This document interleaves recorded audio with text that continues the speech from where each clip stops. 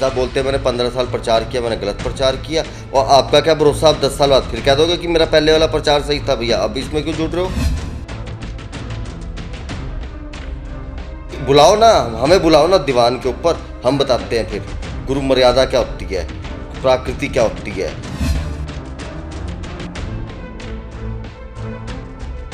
कि सच ये जो फूट डलवा रहे हैं ना बंदा, भाई साहब आप फूट डलवा रहे हो। पहले प्रचारक ऐसे हो कि जो प्रचार कर रहे हैं जिन्होंने सिखों में ही फूट डलवा के रखी हुई है, सिख ही सिख के दुश्मन बनी जा रहे हैं। तो बोलो ना, अब रब से क्यों डर रहे हो? तुम लोग टडरी वाले के जितने समर्थक हो, तुम अब रब से क्यों डर रहे हो? ये प्राकृति है। एक तो भाई साहब एक बात बताओ, जो आप बार बार डायलॉग मारते हो कि तुसी दसो गुरबाणी इस तरह कहती है, तुसी दसो गुरबाणी इस तरह कहती है, तुसी दसो। जे असी ही दसना है तो तुसी दीवान के उत्ते की कर रहे हो बह के, सानू बोलो ना।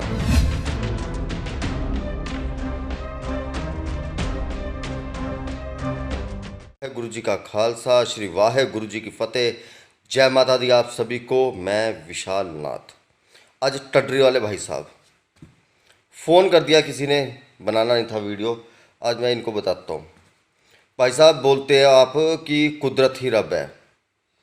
तो मुझे एक बात बताओ, जो लोग आप इनके समर्थक जो बोलते हो कि कुदरत ही रब है, तो जानवर और इंसान में फ़र्क क्या रह गया? जानवर के लिए भी जो कुदरत है ना वो रब है। क्यों? क्योंकि कुदरत उसको पाल रही है। कुत्ते को रोटी मिल रही है, किसी भी ज़रिए से मिल रही है। छिपकली को मच्छर मिल रहे हैं, सांप को चूहे मिल रहे हैं, चूहों को कीड़े मिल रहे हैं, कीड़ों को मच्छर मिल रहे हैं, और मच्छर को हम मिल रहे हैं। तो वो कुदरत जो है, ये सब कुदरत को मानते हैं ना, क्योंकि जानवर कुदरत को मानते हैं, क्योंकि कुदरत उनका पेट भर रही है। फिर हम इंसान भी अगर कुदरत को रब मानेंगे तो जानवर और हमारे में फ़र्क क्या हुआ? मैं बताता हूँ अधूरे ज्ञानियों, सुनो अब सच। ऐसी मिर्चें लगेगी ना, या ऐसा दिमाग खुलेगा आज, ज़िंदगी भर याद रखोगे। कुदरत हमारी पालनहार है, कुदरत हमें पालती है, कुदरत हमें जीना सिखाती है, कुदरत ने हमें ज़िंदा रखा है। ये जो ऑक्सीजन है, ये जो हवा है, इसने हमें ज़िंदा रखा हुआ है। जो अग्नि है, जो सूर्य की रोशनी है, इसने हमें ज़िंदा रखा हुआ है। जो पानी है, इसने हमें जिंदा रखा हुआ है, क्योंकि हम प्यास से ना मरे। कुदरत हमारी पालनहार है, लेकिन तारनहार नहीं है। पालनहार और तारनहार, पालना और तारना, तारने का मतलब ये अर्थ होता है कि आप जीवन मृत्यु के चक्कर से निकलकर उस अकाल पुरख की जब प्राप्ति कर लेते हो, एक अच्छी योनि में जाते हो। 84 लाख योनियों का तो बताया ही होगा ना। आज मैं जीवित बताता हूँ कि जीवित कितनी योनि होती है। जब हम पैदा होते हैं तो पैदा होते ही सभी शूद्र कहलाते हैं।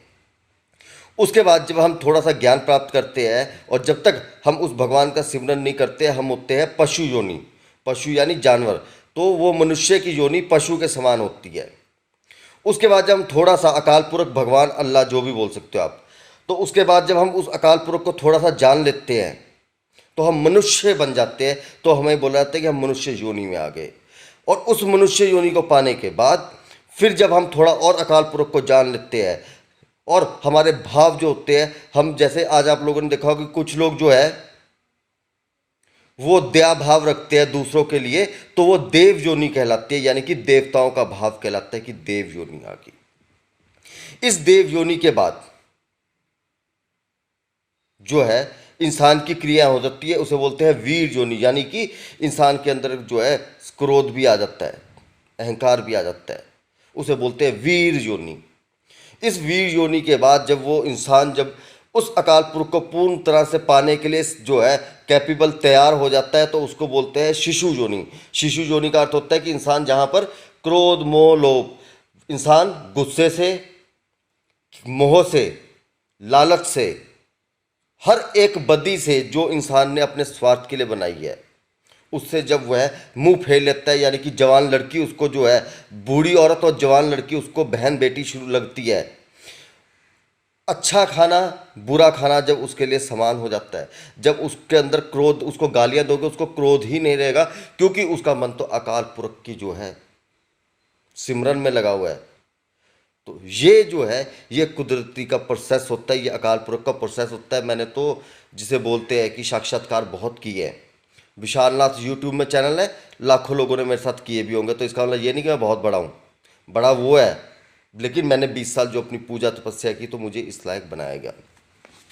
अब भाई साहब बोलते हैं कि जी मैंने 15 साल प्रचार किया, तो अब सुनो, आया तुम लोगों को कि प्रकृति पालनहार है, जाके भाई साहब से पूछना कि तारनहार कौन है। अगर हम प्रकृति को रब सोचेंगे तो हमें तारेगा कौन? प्रकृति। तो एक काम करो, आग होती है ना, आग को खाओ, सवेरे 3 टाइम आग को खाओ और 4 टाइम पानी में डुबकी मारो, लूट लो। और फिर अगर प्रकृति ही रब है, प्रकृति ने हमारे को ये कपड़े दिए, पूछो ना भाई साहब से, ये कपड़े प्रकृति ने दिए, तो अगर तुम प्रकृति को रब मानते हो तो त्याग दो, इन कपड़ों को त्याग दो, ये घरों को भी त्याग दो और प्रकृति में जंगलों में चले जाओ और लीन हो जाओ। समझे? प्रकृति सिर्फ पालनहार है।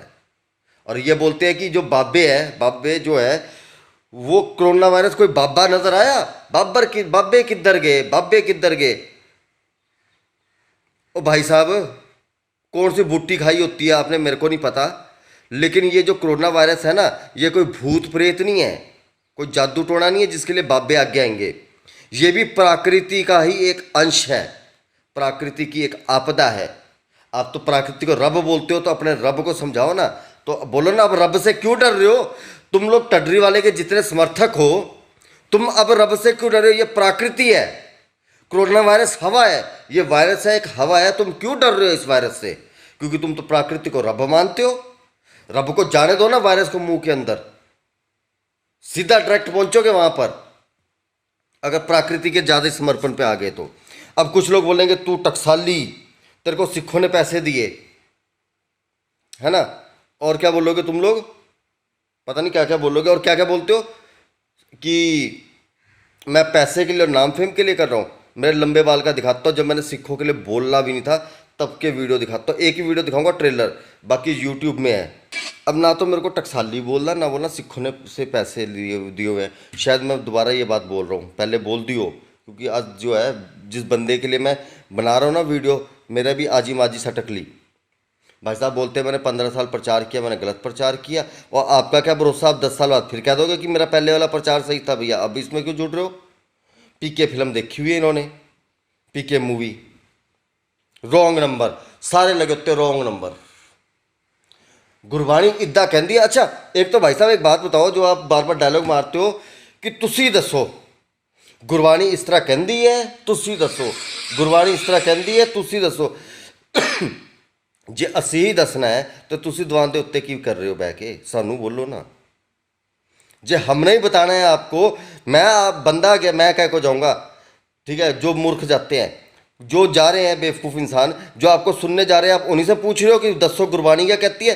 तो बंदे जो इतनी संगत बिठाई हुई है आपने, तो आप नीचे बैठो ना, संगत को ऊपर बैठाओ और नीचे से ऐसे पूछो, यूं, अब यूं पूछते हो ना, सर झुका के पूछते हो ना, जिस दिन सर उठा के पूछोगे ना उस दिन जवाब मिलेगा। तो सर झुका के पूछना पड़ता है भाई साहब को, यूं। अब मेरा नाम विशाल नाथ है, देखा वीडियो, हजारों की भीड़ होती है, कई बार 3-3 किलोमीटर तक जो है ना भीड़ लगी होती है विशाल नाथ के लिए।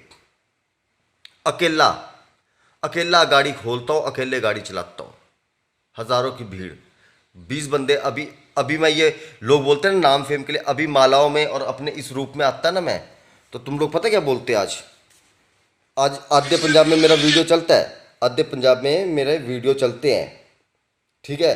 तो आज मेरे क्या है कि मेरे जो है आश्रम में मैंने भीड़ लगा दी होती, जो मुझे ऐसी नाम करना होता, क्योंकि पंजाबियों का काम है, पंजाब के लोगों को और तो कुछ नहीं है। पंजाब के लोग 2 चीज़ों को छोड़ के, कि बाबे खाना खवा दे और पिछवाड़ा धो दे, इस 2 चीज़ों को छोड़कर सारा, मेरी बहू नहीं मानती, मेरा ये नहीं मानता, मेरे पास भी आते हैं बहुत, मैं भगा देता हूँ, मैं भागो, मेरा काम नहीं है ये, मैं कोई जादू टोने वाला नहीं हूँ, मैं तो भगवान का रास्ता दिखाता हूँ, जो मैंने खुद देखा है वो मैं अपने जो है, मैं नाथ संप्रदाय से हूँ, मैं अपने पंथ को आगे लेके जा रहा हूँ, सभी अपने पंथ को आगे लेके जाते हैं, उसमें मैं सिखा रहा हूँ। हम शराब भी पीते हैं, दारू भी पीते हैं, दोनों चीज़ एक, लेकिन हम उसे भैरव प्याला बोलते हैं, भैरव जी का प्रसाद बोलते हैं। हम सिगरेट पीते हैं, हमारे भैरव को भोग लगता है। हम मांस क्योंकि हमारी माँ के शेर को मांस लगता है। मांस का भी जो है हवन करते हैं हम, मांस में इन चीज़ों का प्रयोग करते हैं। हम का मतलब मैं नहीं आ गया।